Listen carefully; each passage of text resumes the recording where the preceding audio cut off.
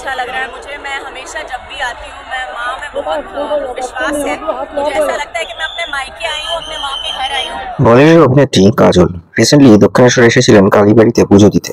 তার একটি মুভি আসছে মা বলে, যেটা একটা মাইথোলজিক্যাল হরর বেসড মুভি। সেটার প্রমোশনের আগে তিনি ঠাকুরের কাছে পুজো দিয়ে গেলেন, যেটা নিয়ে সোশ্যাল মিডিয়াতে বেশ হইচই চলছে। অনেকে ট্রোল করছেন কেন যে দক্ষিণেশ্বরে মা ভবতারিণীর গর্ভগৃহে তিনি ঢুকে পুজো দিয়েছেন, যেটা সাধারণ মানুষ তো ঢুকতেই পারে না, তাহলে তিনি কেন ঢুকলেন। এটা ঠিক কথাই যে যেমন আমি নিজে দক্ষিণেশ্বরের অধিবাসী হয়ে, দক্ষিণেশ্বরের বাসিন্দা হয়ে আমি শেষ পুজো দিয়েছি বোধহয় আজকে 1.5 বছর আগে। আর কালী পুজোর সময় ঢুকতে গেছিলাম, এত ভিড় ছিল এবং এত প্রোটোকল এখন করে দিয়েছে লকডাউনের পর থেকে, যে কি বলবো। এক তো জুতো রাখো, ব্যাগ রাখো, এই সমস্ত নিয়ম কানুন তো রয়েছে। তারপরে এখনো সেই একটা টানেল মতো করে রেখেছে, সেই টানেলের ভেতর দিয়ে যেতে হয়। অনেক সময় সাপেক্ষ ব্যাপার এবং জিনিসটা অনেক বেশি লেন্দি করে ফেলেছে। এবং তার সাথে এটা ঠিকই যে আমি এখনো পর্যন্ত কোনোদিনই দেখিনি, আমাদের অন্তত চেনাশোনা বা কেউ, যে মায়ের ভবতারিণী মায়ের গর্ভগৃহে ঢুকেছে। কিন্তু এই সমস্ত সেলিব্রিটিরা দেখি ঢুকতে পারে। প্রশ্নগুলো কিন্তু সত্যি ওঠে। কেন ওঠে? যে সত্যি কথা বলতে কি আমরা কি মানে মানুষ নই, বা আমাদের কি মায়ের কাছে যাওয়ার কোনো মানে সেই জায়গাটা কি নেই বা অধিকারটা কি নেই, আমি বুঝে পাই না। और प्रमोशन शुरू करने से पहले मुझे यही लगता है कि मैं अपनी माँ का आशीर्वाद लेने आई हूँ। तो उन्होंने मुझे आशीर्वाद दिया है और मैं बहुत खुश हूँ कि मैं आपके सामने खड़ी हूँ। জিও স্টুডিওজের প্রযোজনা আর বিশাল ফুরিয়ার পরিচালনায় এই মা মুভিটি আসছে, যেখানে একটি মা মেয়ের সম্পর্ককে দেখানো হয়েছে, তার সাথে একটা মাইথোলজিক্যাল হরর মুভিকে এখানে প্রেজেন্ট করা হচ্ছে, সেটারই প্রচারে আসা। কিন্তু কথাটা হচ্ছে যে এটাই যে কাজল বলে তো শুধু একা নয়, বা এই কাজল এসেছে এবং সে গর্ভগৃহের ভেতরে ঢুকে আরতি করছে, পুজো দিচ্ছে, সাধারণ মানুষ যেতে পারে না কেন?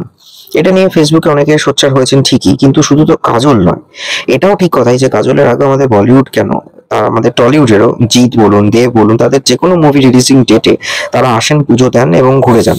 কিন্তু এই দক্ষিণেশ্বর ছাড়াও এখানে কিন্তু আরো অনেকগুলো কালী ঠাকুরের মন্দির আছে, যেমন কালীঘাট। আমরা কিন্তু কালীঘাটের ভেতরে ঢুকতে পারি, গর্ভগৃহের ভেতরে মাকে দর্শন করে আসতে পারি, যেটা এখনো মানুষকে টানে তীর্থক্ষেত্রের মধ্যে একটি অন্যতম। সেরকমই হচ্ছে তারাপীঠ, সেটাও কিন্তু একটি শক্তিপীঠের একটি, যেখানে ঠাকুরকে সামনে থেকে দেখা যায়। আগে তো ছোঁয়া যেত, এখন সেটা বন্ধ করেছে, কিন্তু গর্ভগৃহে ঢোকা যায়। সিমিলার তারকেশ্বর, তারকেশ্বরের ভেতরেও ঢুকে বাবার মাথায় জল ঢালতে পারেন শ্রাবণ মাসটা বাদে। তা এই জিনিসগুলো কিন্তু ফলো করা হয়, মানে সাধারণ মানুষকে সেই অপরচুনিটি বলুন বা সেই অধিকার বা সেই জায়গাটা দেওয়া হয় যে আপনারা যেতে পারেন। বৈদ্যনাথও তাই, যেখানে বাবা বৈদ্যনাথের একেবারে জ্যোতির্লিঙ্গের মধ্যে একটি ভেতরে ঢুকে জল ঢেলে আসতে পারেন। এখানে কিন্তু অত সেই প্রোটোকল, অত নিরাপত্তা, মানে আমি মানছি নিরাপত্তা বা সেফটি সিকিউরিটি একটা মেনটেন করে, কিন্তু তাই মানে তো এই নয় যে লকডাউনের মতো এখনো সেই জিনিসগুলোকে ফলো করা হচ্ছে, যেটা দেখি দক্ষিণেশ্বরে এখনো ফলো করা হচ্ছে। আমার মতে সেগুলো হয়তো কিছুটা সাধারণ মানুষকে শিথিলতা দেওয়াটা দরকার। আমি জানি না এর সাথে কি যুক্ত, হয়তো আমি হয়তো বেশি বলে ফেলছি। মেবি হতে পারে যেখানে সেফটি সিকিউরিটি বা একটা রেড অ্যালার্ট জারি করা রয়েছে, কিন্তু বাকি মন্দিরগুলোতেও তো একটু মানুষকে সেই জায়গাটা দেওয়া হয় যে তারা গর্ভগৃহে যেতে পারে, ঠাকুরকে সামনে থেকে দেখতে পারে। দক্ষিণেশ্বরে কিন্তু সেটা কোনো দিনই হয়নি। দক্ষিণেশ্বরে দেখা যেতে পারে যে অমিত শাহ বলুন, প্রধানমন্ত্রী বলুন, অনেকেই এসেছেন, তারা পুজো দিয়ে গেছেন। মানছি তারা একটা পলিটিক্যাল লেজেন্ডা বা পলিটিক্যালি তারা অনেক পাওয়ারফুল পার্সন, কিন্তু দেব, জিৎ তারাও তো আসছে, তাদের সঙ্গে কি এক করা হয়? আর কখনো দেখা যায় রাষ্ট্রপতি আসছেন, কিন্তু নির্দিষ্ট সময় আসেন, তারা পুজো দিয়ে চলে যান। আমাদের সিএম এসছেন, মাকে ভেতরে পুজো দিয়েছেন, গেছেন, ঠিক আছে। কিন্তু সব সময় দেখতে পাই দক্ষিণেশ্বরকে কেন্দ্র করে শুধুমাত্র সেলিব্রিটিরাই একমাত্র গর্ভগৃহে ঢুকতে পারে। এটা কেন? সেটা তো অন্য কোনো মন্দিরে হয় না, সেটা তো অন্য কোনো জায়গাতেই করা হয় না। সেটা ভারতের আরো অনেক জায়গা রয়েছে যেখানে আমরা ভেতর থেকে ঠাকুরকে দেখতে পারি। পুরী জগন্নাথেও তো আমরা একদম সামনে থেকে দেখে চলে আসছি। শ্রী শ্রী ঠাকুর রামকৃষ্ণদেব এবং ভবতারিণী, এদের লীলা এবং এদের মাহাত্ম্য সবাই আমরা জানি, যে এখানে মাকে তিনি দর্শন পেয়েছিলেন এবং তিনি এখানে সিদ্ধ লাভ পেয়েছিলেন, তার সাধনা করতেন। তারপরেই কিন্তু দক্ষিণেশ্বরের মাহাত্ম্য চারিদিকে ছড়িয়ে পড়ে। মূলত বলা চলে যে ভবতারিণীর সাথে এই যে মা এবং তার পুত্রের যে স্নেহ এবং তাদের যে নানা রকম কথা, সেগুলোই তো মানুষের মনে আজও নাড়া দেয় যে হ্যাঁ, এটা একটা শাক্তপীঠ ছিল, যেখানে সাধনা করে ঠাকুরকে দর্শন পেয়েছিলেন রামকৃষ্ণদেব। তিনি বলে গেছিলেন যত মত তত পথ, এবং এটাও বলেছিলেন টাকা মাটি মাটি টাকা।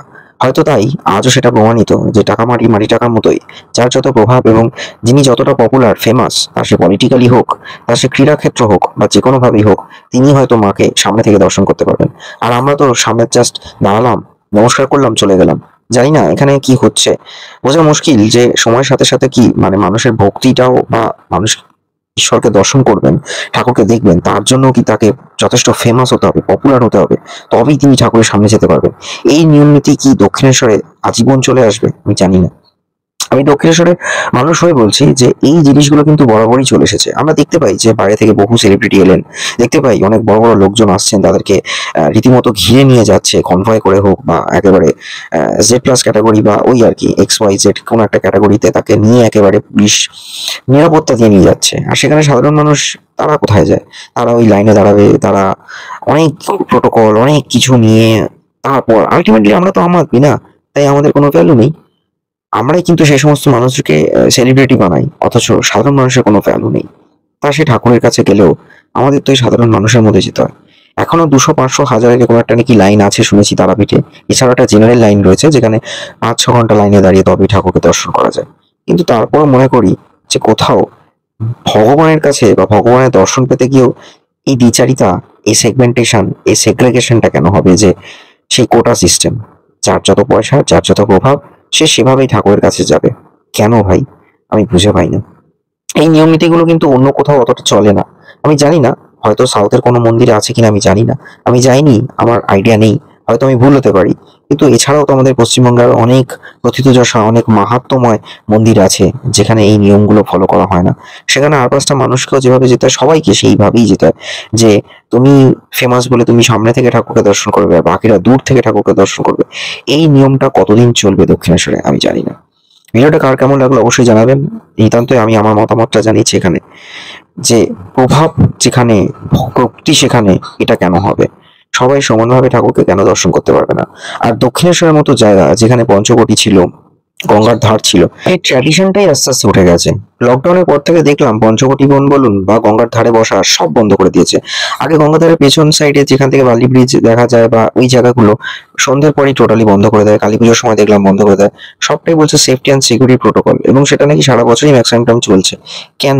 মানে আমি আবারও বললাম, দক্ষিণেশ্বরের যে ট্র্যাডিশনাল ব্যাপারটা ছিল, যেগুলো মানুষকে টানতো, সেই গঙ্গার ধারে বলুন পুজো দেওয়ার পর একটু বসা, সেই সবগুলো কিছু আর নেই। সবটাই অতীত হয়ে যাচ্ছে।